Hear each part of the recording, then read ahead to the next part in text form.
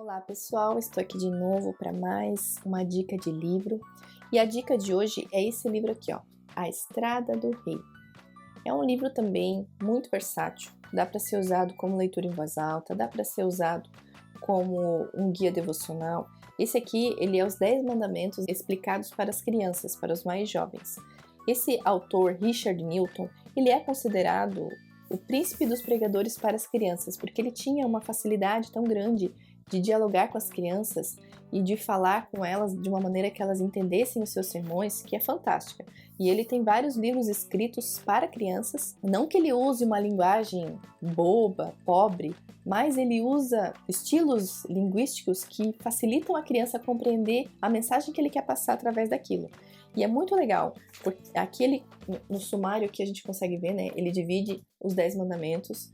O único que é dividido em duas partes é o primeiro mandamento, que ficou bem extenso. O resto é tudo dividido por capítulo, um capítulo para cada mandamento. E aí, ele começa, a primeira parte do capítulo, ele discorre um pouquinho sobre a história, né, como aconteceu, que o povo de Israel saiu do Egito, chegou ao pé do Monte Sinai, e aí Deus chamou Moisés para cima para falar com ele, dar as tábuas da lei. E aí depois que ele explica tudo isso e fala qual foi o primeiro mandamento que Deus deu para Moisés, ele começa a ilustrar aquilo que ele acabou de falar com histórias simples que falam sobre aquilo que ele está querendo dizer.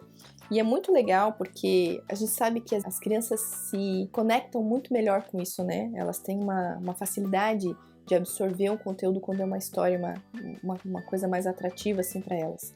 E é muito legal.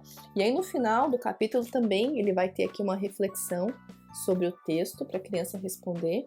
E seria bem interessante também, né, para os mais velhinhos, usar essa parte aqui e fazer algum tipo de registro devocional para a criança, para que ficasse tudo armazenado, ficasse tudo guardado, né, registrado o que a criança está estudando. A Bíblia também, principalmente, porque toda vez que a gente ouve e a gente escreve, a gente anota, a gente reforça aquilo que a gente aprendeu. E aí ele vai discorrendo, né, os próximos capítulos, aí cada mandamento ele vai ter um capítulo aqui para ele discorrer, para ele falar um pouquinho. E aí ele vai falar sobre, né, vai dar alguma ilustração, vai falar sobre as bênçãos, sobre as consequências da desobediência, sobre as bênçãos da obediência também e tudo mais. Ele tem algumas ilustrações, poucas, mas algumas ilustrações também, que tornam o livro ainda mais rico. Então essa é a dica de hoje, A Estrada do Rei, os 10 mandamentos explicados para os mais jovens.